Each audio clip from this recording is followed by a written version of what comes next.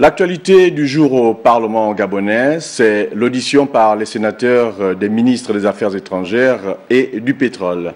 L'examen de la loi des finances 2019 était au centre des échanges entre les membres de la Commission des finances, du budget et des comptes économiques du Sénat et le ministre Régis Imongo d'une part et Pascal Wani Ambouroué d'autre part. Le compte rendu avec Gervais Fabrice Ondjunga et Franck Mersamangolo. Devant les vénérables sénateurs, membres de la Commission des finances, du budget et des comptes économiques de la nation, le ministre d'État, ministre des Affaires étrangères, Régis Imongo, a présenté et défendu les crédits sollicités par son département ministériel pour l'exercice budgétaire 2019. Ce budget sera réparti en 4 programmes, dont les programmes Affaires étrangères et Affaires consulaires.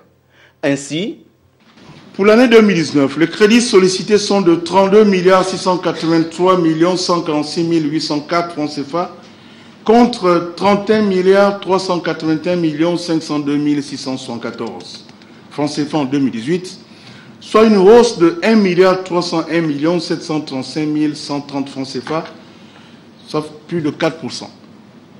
Cette hausse ne devrait cependant pas permettre une amélioration du fonctionnement des services, eu égard aux besoins inhérents aux charges courantes et à la nécessaire résorption des impayés. Au titre des crédits d'investissement, ce département ministériel sollicite une enveloppe de 500 millions de francs CFA.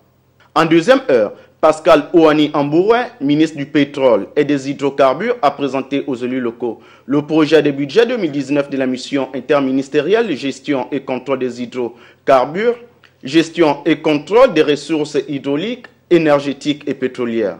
Ce budget traduit l'engagement du gouvernement à poursuivre la politique d'optimisation des ressources pétrolières. Ainsi donc, le projet de budget pour la mission gestion et contrôle des ressources hydrauliques, énergétiques et pétrolières, volet pétrole, prévoit une dotation globale de 11 31 391 649 francs CFA. Ce budget s'inscrit dans la continuité des objectifs affichés dans la loi des finances 2018. Cet échange interactif entre les élus locaux et les membres du gouvernement a sans doute donné aux vénérables sénateurs les rudiments nécessaires pour mieux examiner ces projets de budget avant leur éventuelle adoption.